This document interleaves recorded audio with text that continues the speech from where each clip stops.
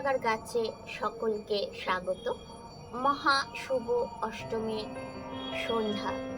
আপনারা আশা করি সকলেই ভালো আছেন।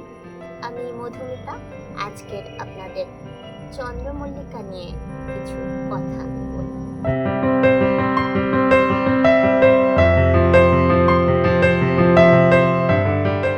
দেখুন, চন্দ্রমল্লিকার পটিং বা চন্দ্রমল্লিকা লাগানো আপনারা নিশ্চয়ই জানেন।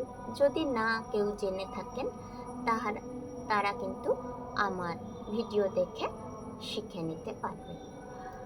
চন্দ্রমল্লিকার থার্ড পটিং করা সময় আমাদের কিন্তু একটা জিনিসের উপরে খুব লক্ষ্য রাখতে হবে, যে ওকে কিন্তু সারযুক্ত মাটিতেই থার্ড পটিং করতে হবে। আর তবেই আমার চন্দ্রমল্লিকা কিন্তু এই রকম ঝাঁকড়া হবে।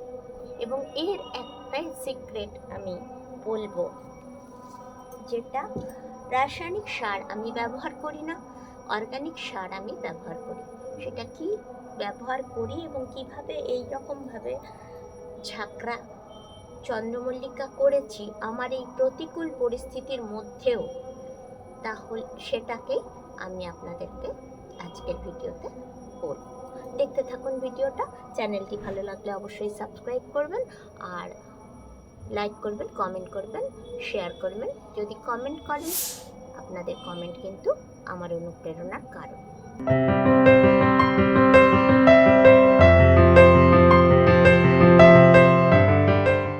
প্রথমে খোলাম কুচি দিয়ে দিলাম একটি 8 ইঞ্চি টবে। আমি থার্ড পটিং করব। আপনারা চাইলে 10 ইঞ্চির পটেও করতে পারেন।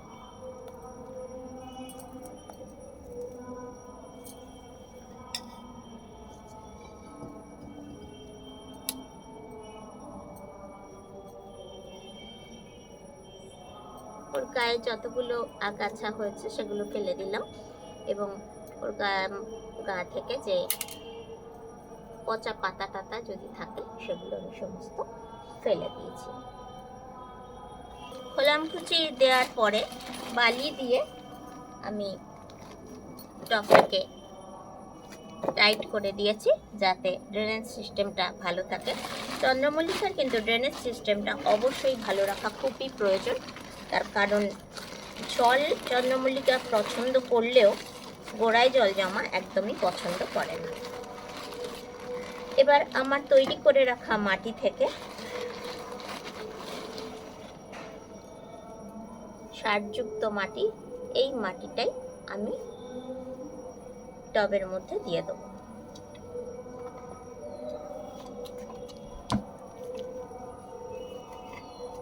সঙ্গে দেব ভার্মি কম্পোস্ট মেশানো কিছু গার্ডেন সয়েল।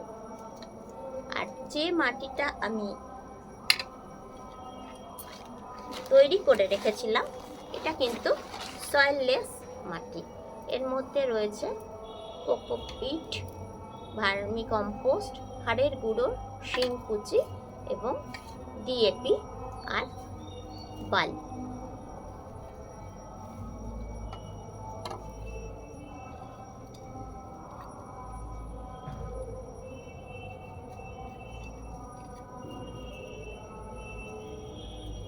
এবার আমি গাছটিকে প্রতিস্থাপন করে দিলাম। যে সিক্রেটটা বলবো আপনাদের বলছিলাম, দেখবেন কিছু কিছু গাছ যেগুলোর গোড়া থেকে এরকম রানার বেরিয়েছে, আপনারা কিন্তু সেই রানারগুলোকে অবশ্যই কেটে দেবেন। এই রানারগুলো কিন্তু ফুল হয় না। যেগুলো গোলাপ গাছের এলা ডাল যেরকম হয়, এগুলো কিন্তু সেই ধরনেরই। এই রানারগুলোকে কেটে আপনারা ফেলে দেবেন, এগুলো থেকে ফুল আপনারা পাবেন না। তাই ওই যে গাছের গোড়া থেকে এরকম রানার বেরোবে সেগুলো ফেলে দেবেন।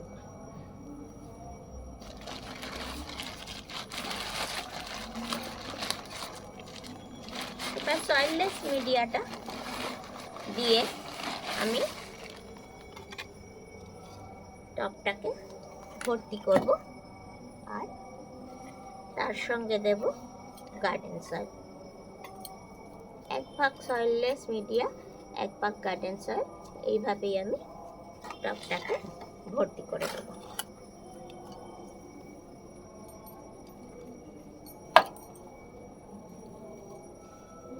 গাছটা যাতে সোজা থাকে তাই একটা লাঠির সাহায্যে এই গাছটাকে সোজা রাখলাম।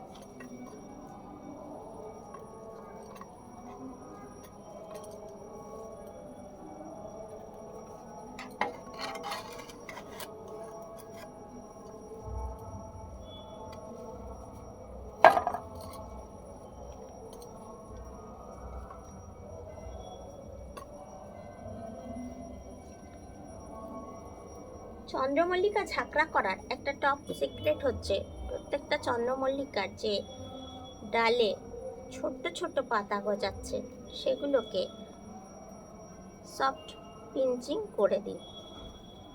প্রত্যেকটা ডালে ছোট ছোট পাতাগুলোকে সফট পিঞ্চিং করে দিন।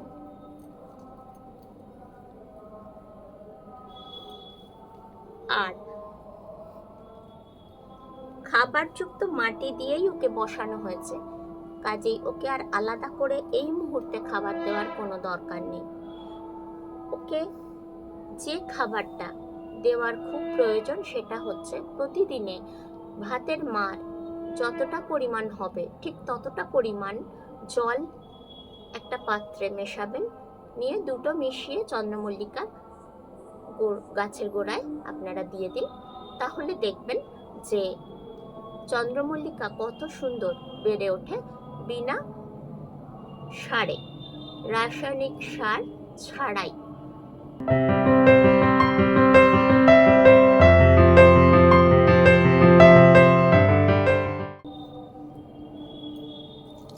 এর রোগবালাই তো আগেই বলেছি যে সাদা পোকা একে ভীষণভাবে আক্রমণ করে, যেটাকে মিলিবাগ বলা হয়। তাই অবশ্যই নিম তেলের সঙ্গে আপনারা একটু শ্যাম্পু স্প্রে করে দেবেন প্রত্যেক সপ্তাহে। তাছাড়া যদি খুব পোকা আক্রান্ত হয় গাছে তখন আপনারা কীটনাশক প্রয়োগ করবেন। সকলে ভালো থাকবেন, সুস্থ থাকবেন। আর টবটাকে আমি পুরোটাই বললাম না, এর কারণ হচ্ছে মাঝে মাঝে এর উপরে আমি ভার্মি কম্পোস্ট দেব, সেই জন্য টবটা কিন্তু খালি রাখলাম। আর এটাকে ঝাড় হওয়ার জন্য খুবই প্রয়োজন। তো সেই জন্য আপনারা এভাবেই গাছ পটিং করুন। আর এই শীতের সময় এসে গেছে, বেশি ফুল পেতে হলে পিঞ্চিং করুন। প্রত্যেকে ভালো থাকুন, সুস্থ থাকুন আর বাগান করুন। যারা আমার সাবস্ক্রাইবার তাদেরকে অসংখ্য অসংখ্য ধন্যবাদ। আর যারা এখনও আমার চ্যানেলটিকে সাবস্ক্রাইব করেননি তাদের জন্য আগাম শুভেচ্ছা রইল।